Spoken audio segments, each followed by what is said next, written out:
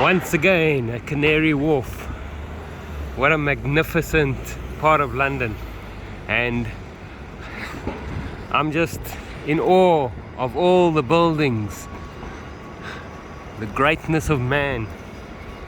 And yet there was a time in history when the disciples also was amazed at Solomon's temple.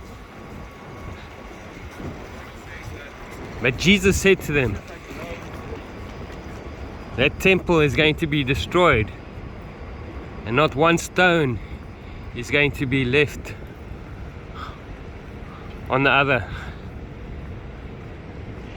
So let us be wary of what we consider as awesome and magnificent.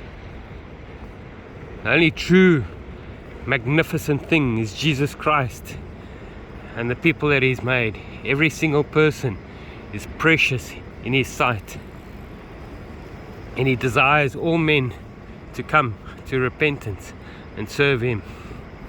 I trust that you'll have boldness to follow God and to encourage people to follow Him. God bless.